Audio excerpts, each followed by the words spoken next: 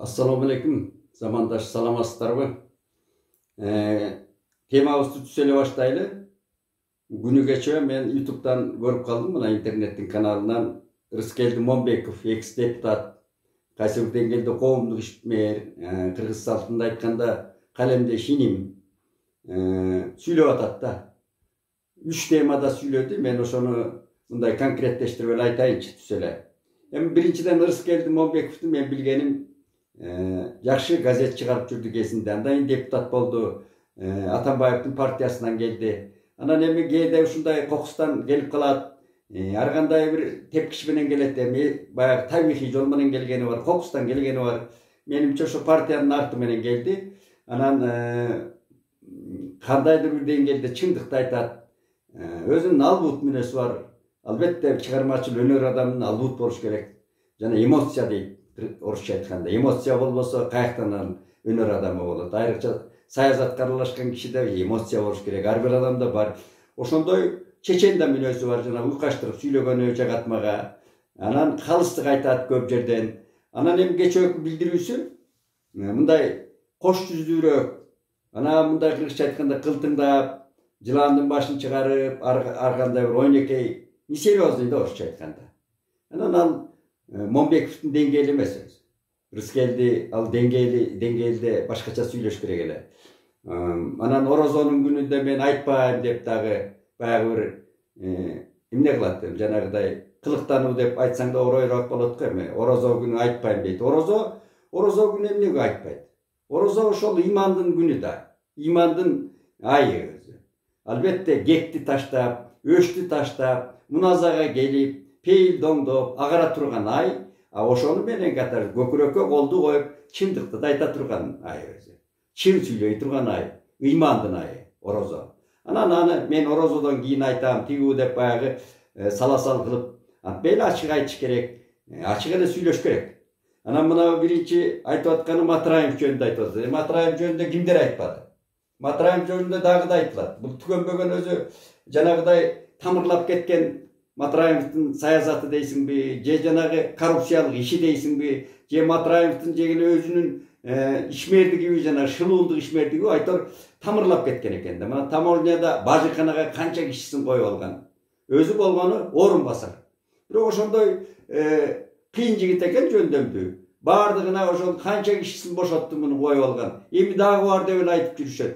Анан эми Матраевди кимдер билбейт Кыргызстанда. Şu Atazıl'ın sözü menен ayтканда, men өткөндө Atazıl чыгып сүйлөгөндө дагы Байбарак элди ушул намыстуу жигит экен, эмне болсо да намыстуу өзүнө келип, элден кечирим сурап жана казино боюнча. Анан кийин прокурорду айтып, ачык айтып атканы мага жагып, анан аны Байбарак элди десем, ошол билдирүү жаза берди, ал жигит трактаган боюнча Казакстанга өтө качып кетти.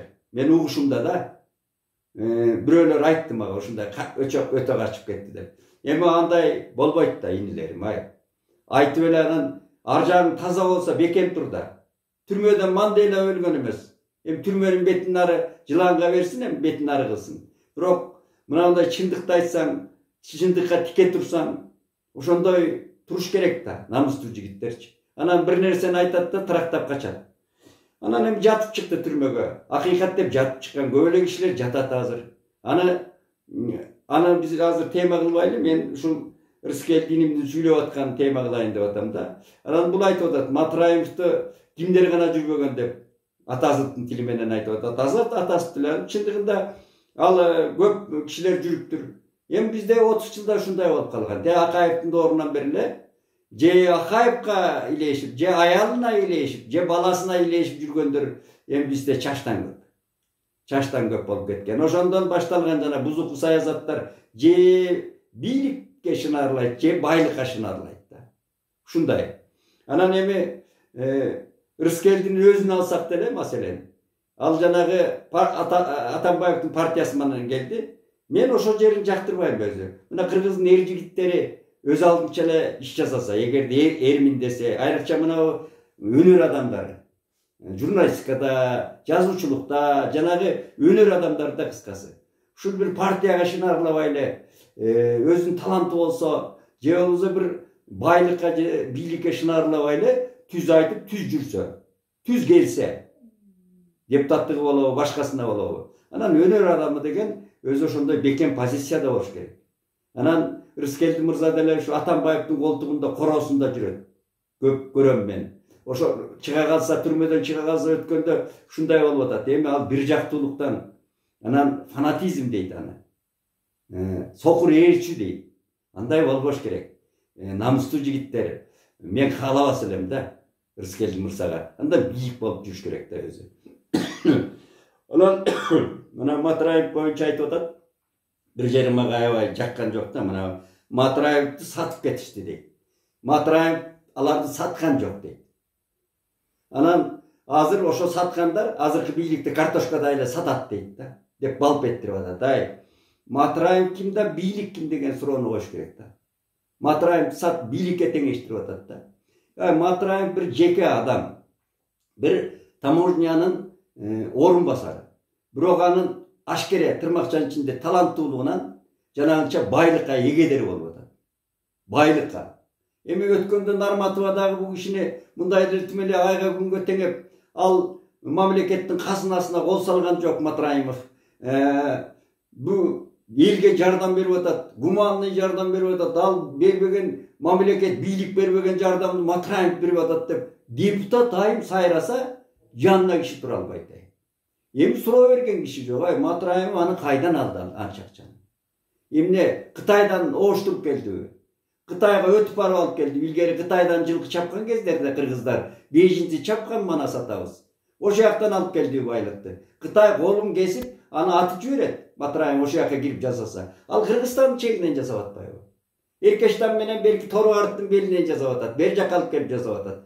Транзиттен алды деп атат. Транзит ошондо түшкөн акча, Матраев алган акчаны эгерде туура механизмин жанагыдай бүт мыйзамдаштырганда мамлекетке түшөт беле акыры. Же ал сыйкырчы бул Матраев, ошонун баарын эле мындай жасап алган. Же бир тиги ичиндеги жүктөрдү түшүрүп калып атабы? Жалаң жанагы алык салыктан, таможня ошо эме таможнянын жанагыдай бажынын салыгы алган акчасы да ошол. Баары мамлекетке түшө турган акча да. Анан эми ал көпүрө салды, анан эмне мечит салды, анан баланча мискиндерге карап мискинге жардам берди деп көкөлө түшөт да. Аны кайдан алды Матраев деген суроону кой. Матраев ким деген суроону коюш керек да, дегендечи. Анан Матраевди саткандар. Матраев эмне феноменби? Же мамлекеттик ишмерби?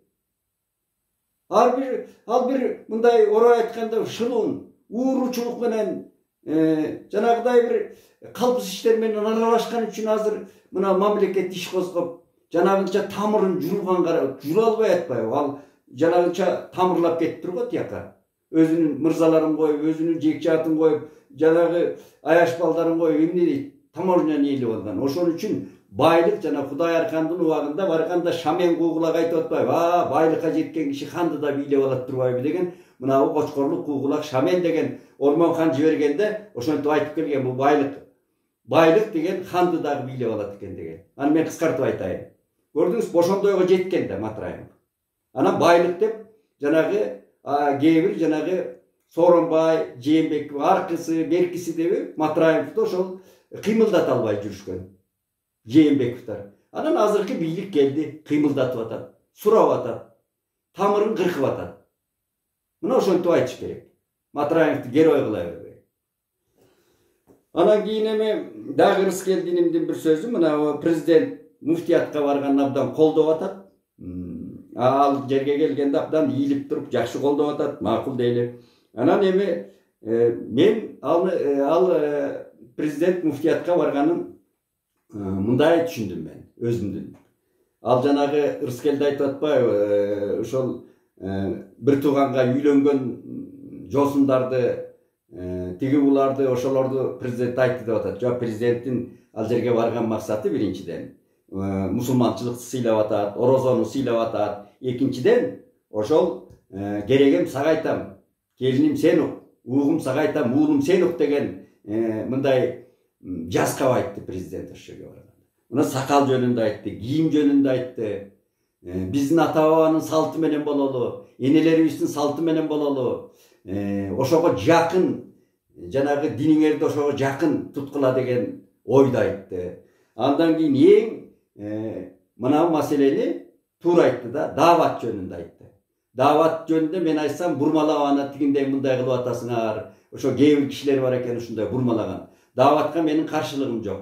Birok anı bir janagıday bir çala moldalar emes, çınıgı ilim, bilimdүү moldalar, oşonday alımдар eçitip жүрүш керек davatga. Dep eң tuğra aytты. Men davatga çıkkam кезинде. Davatga çıkıp oşol çala moldalar menen çıkıp alıp көңүлүm kalgan. Al жерде мыкты эми молдо десе тетиги биздин молдолор өткөндө men сөйүк коюуга көрдүн башына сөйүктү коюп davat айтып атат дейт, баян айтып атат. Молдоке Куран окубайсызбы деди. Куран окубайсызбы деп айттым да. Анда сен оку дейт. Анан мен жанымдагы бала бар эле, ал медреседе окуганын билебиз. Оку дедим. А молдо чалабыла жаттап алган мынау Курандын жанагы дуаларын, Kur'an'ın ayatlarını tiyip alıp kıraatı menen okup berdi da. Eli razı oldu. Ana giyin yem uşunday çalam oldular köp. Surasan ayılda bilise olup жүргөн. Andan kurtuluş gerek, hazır bilimdin yolu geldi. Oşo dini bilimdүү adamlardı koyuş gerek muhtiyatka. Çalam oldulardan kurtuluş gerek hazır. Şöyle yoldan karma öyle, koldan karma öyle davat aytkan, bayan aytkan çalam oldulardan kurtuluş gerek. Hazır mınavı muftiyatın özü oşo bilimdүү ilimdүү болуш керек. Мына ошо жөнүндө айтты президент. Эң жакшы айтты. Анан бийлик деген бийлик молдокелерге айтып коюш керек. Ал жаран катары, гражданин катары орусча айтканда, бийлик өзү тескейт. Конституцияга башыруу керек. Кандай молдо болсоң дагы. Ал динден, мамлекеттен сырткары деп койгондон сенин даватың, жана айтып аткан сөзүң, баяның сырткары. Бирок сен жаран катары мамлекетке конституцияга башыруу керек. Молдокелерде.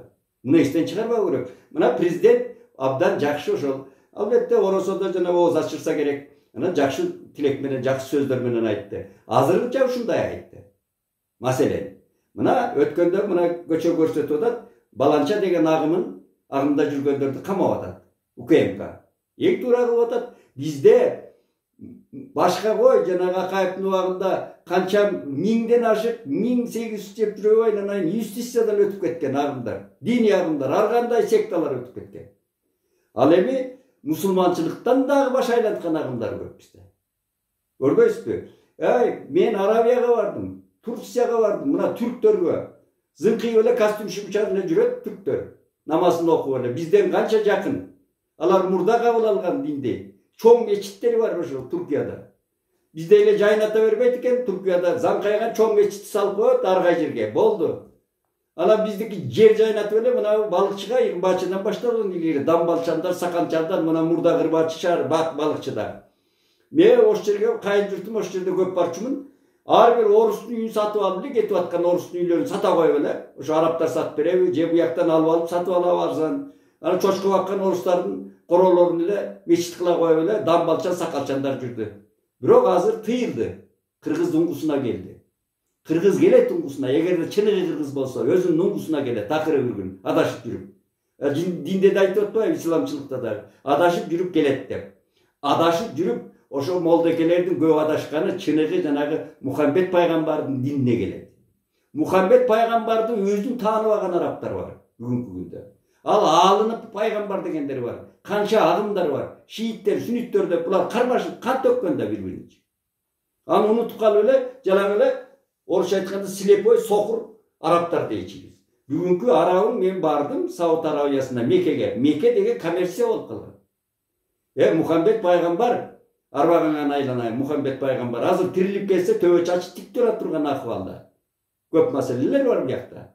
Анан эле жалпы эле сокур эле ичип эле полиция мына Пакистандын шооратын ичип агымын, Арабиянын ал өзү Мухаммед пайгамбардын даана өзү Алла түшүргөн Куран өзгөрүлгөн жок албетте. Бирок хадистерин бурмалаган бер жакта Мухаммед пайгамбардын. Мухаммед пайгамбар эмне деген мына ал Бухараны окуш керек. Сахих деген китепти окуп койчу.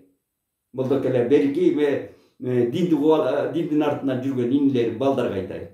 Мына ал Бухара Сахих деген Курандан кийинки эле китеп. Бир кадам таштасаң аркы Мухаммед пайгамбардын хадисине барасың, өмүр баянына барасың, анан Куранга барасың. Дегенде бер жакта окугун. бүт кыргызча которулган. Азыр окуйм деген кишиге аны жалпы кыргыз окугусу келбейт. Жөн эле молда айтканды угуп алып эле тебелеп бая жанагы көчө бардым, мына жаш балдар тебелеп алдык өтөт. Жума намазда. Кайра жанагы эки парыз окулгандан кийин эле кайра тебелеп өтөт да. Аны айткан молдеке жогору жакта, муфти. Имам айтыш керек да, мындай кылбагыла деп. Айтпайт. Мына көчөгө чыксаң ал балдар башка салам да айтпайт. Орун да бербейт. Мынабу кожо керсин деген жанагы биздин молдолордун, имамдардын ошо муфтиятта иштеген аалымдардын да жанагыдай ар кандай жоруктарын көрүп алгандар биякта балдар.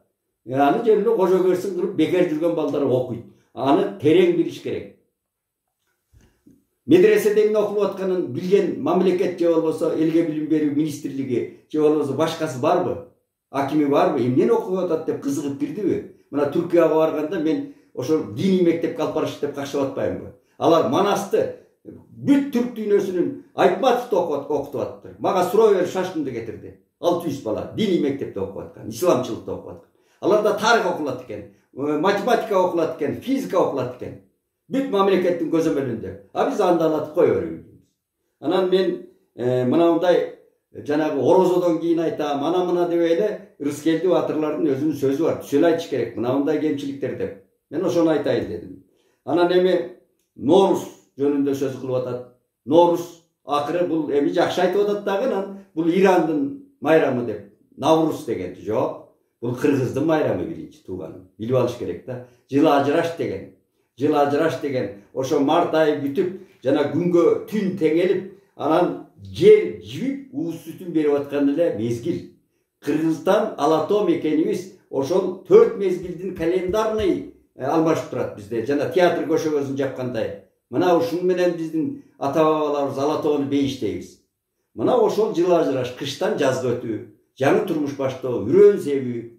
Адамдар үмүт менен үрөөн себет, адамдар үмүт менен жолго чыгат деген маселе турат мында.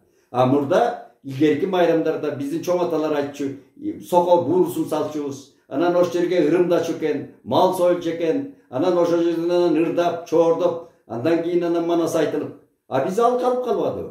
Ал бир жактуу эле шоо кылып эле биз майрамдап атабыз, ырдап эле биякта эмне деген аягын айлабай тансыгы айлантып атабыз. А үрөөн себи, эмгекке айкалыштыруу деген маселе жатат биякта. Аны кайсы акими жасап атат, кайсы жергиликтүү бийлик жасап атат мен көрбөдүм. Баары эле шоо. Мына ушул мааниде аңдап түшүнүшүбүз керек да. Навруз деген албетте Ирандын сөзү. Бирок кийин ал кандай келген бизге? Норус болуп айланып. Жана краватты керебет деп калгандай, Навруздун Норус деп алган кыргыз. Өзүнүн тилине салып. Ал кандай келди? Суфи акындары болду мына. Фарс тилинде жазган, Персия тилинде жазган. Мыкты акындар болду. Мына Сади, Жами, Хафиз, Умар Хайом аягы келгенде. Мына унун баары фарс тилинде жазган. Ошол адабият бизге келген.